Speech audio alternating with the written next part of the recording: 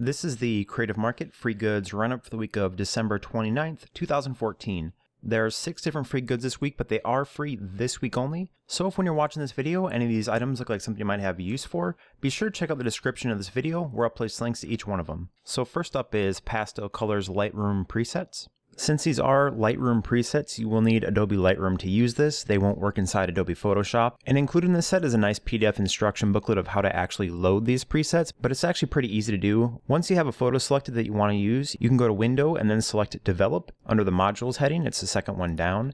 And then inside Develop, there's a Presets tab, which might be closed by default. You can just click on this arrow to open it up. And then under User Presets, you can right-click it and then click Import. And then you just go over to the folder where you downloaded these presets. Select all the presets and open them up. And once you do that, the User Presets folder should be full of all these new presets. So I have this image loaded here to show them, and I'm just going to go down the list of the 15 different presets that are included with this set. So first up is Blue Water. And as you can see with a lot of these different presets, they're very subtle changes to the overall appearance of the photo. And most of them have a very vintage or faded appearance to them. This one actually pumps up the contrast a little bit. It's called Color Rain. Next up we have English Breakfast. That kind of washes everything out a little bit. This preset's called Fashion Click. Next up is French Macaroons. This one's called Good Morning. I really like this effect. This effect's called Happy Day. Another very washed out and vintage appearing effect. This one's called Happy Hour. It kind of reminds me of an old Polaroid. This effect's called Newborn. This one's Nice Day. And this effect's called Rainbow. And I should note with a lot of these effects, they tend to work a little bit better if your photo has a bunch of different colors. I tried using some really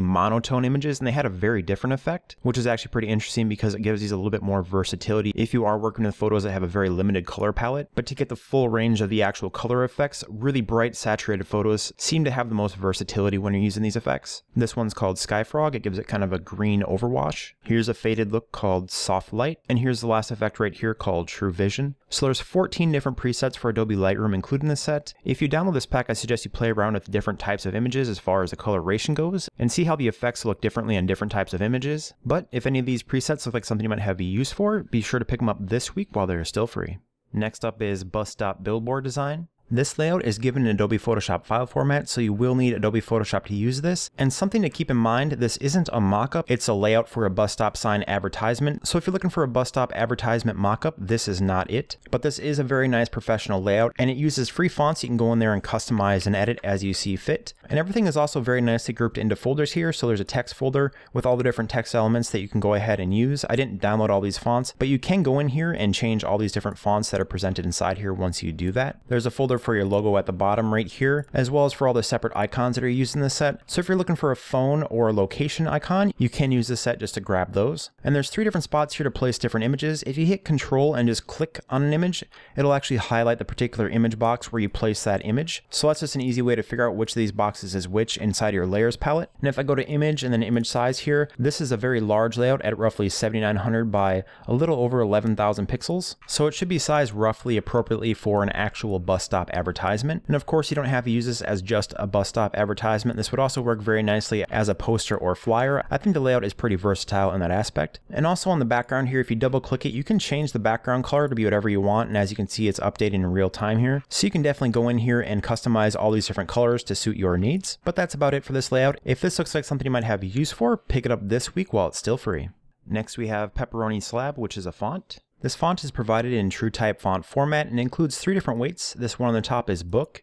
The one in the middle is bold and the one on the bottom is black. And I should note when you're using this font, it only works on capital letters. So be sure to actually type out everything in caps before you try to apply this particular font style to it. I noticed when I use lowercase letters and I try to change the font to this one, I ran into some errors. So just be sure to type out in all caps and then apply the font to it after that. Or when you're starting out with this font, just be sure to type in all caps. And I'm going to zoom in a little bit closer here so you can get an idea of what these overall letter forms look like. They have a very hand-drawn appearance to me, but they remain extremely readable and legible. So I actually really enjoy how all of these different letter forms work together. I think all these different letter forms do a really nice job of being very consistent and looking like part of a family. So right here is the default lettering for this particular font, which is really quite wide. If you want to change that, just go to Window, type near the bottom here and make sure character selected. And then under the character panel, near the top here, there's 2 A's with a line between the baseline of each of them, which is essentially what leading is. You can hit these up and down arrows to change the leading to be whatever you want. I made it quite a bit smaller on these examples over here just so they're a little bit closer together and easier to show. And I did notice in the black version that the letter forms tend to be very close to each other when they're applied. You might want to throw out the tracking just a little bit. It looks like a VA with 2 lines pointing each direction.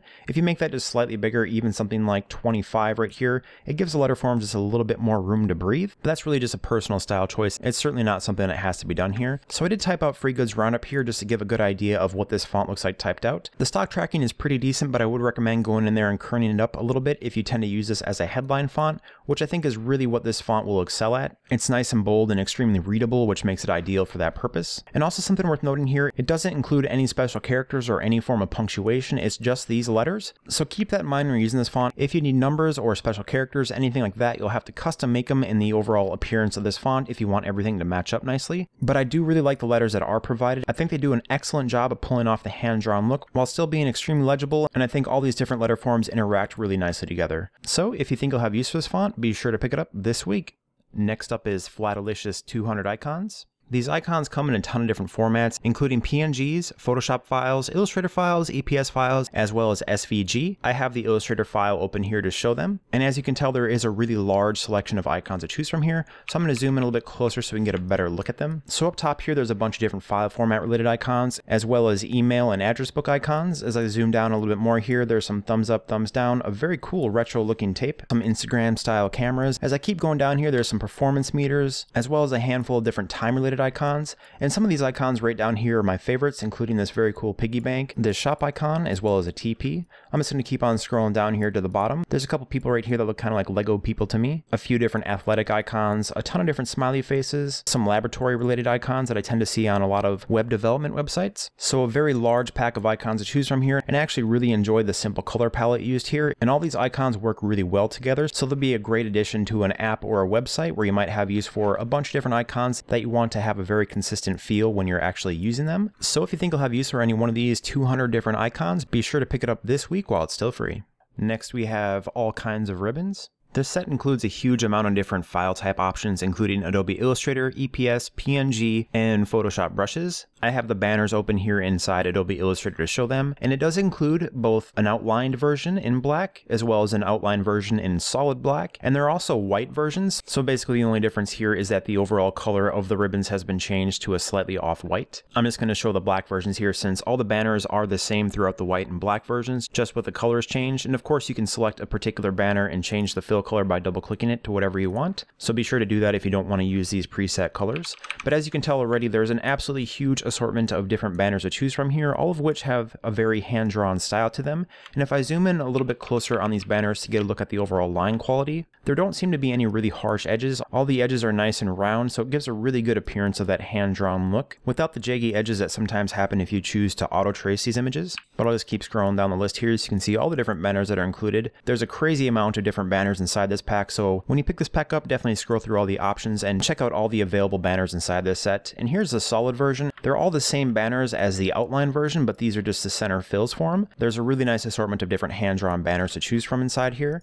And something to think about when you're using these, you might want to even just print these out, and then you could hand draw your own type inside of them and then scan them back in and just live trace your type inside Adobe Illustrator. Or of course you could find a hand-drawn looking font on Creative Market and then just create a path for the type to go on inside these banners to give them that hand-drawn appearance with the ease of use of a font. But this is an extremely impressive pack because of how much versatility you should have inside of it. There's just a huge assortment of different banners to choose from here, a ton of different styles that should work really well for a bunch of different layouts. And of course, all these different banners work very well together. They all have a very similar appearance, which means you could use a bunch of these different banners on a single layout and they should all look very cohesive. So if you're in the need for banners, this pack is a definite recommendation from me. There is just a huge assortment of different banners here, all of which are executed very nicely. And if these banners do look like something you might have use for, be sure to pick them up this week and make some stuff.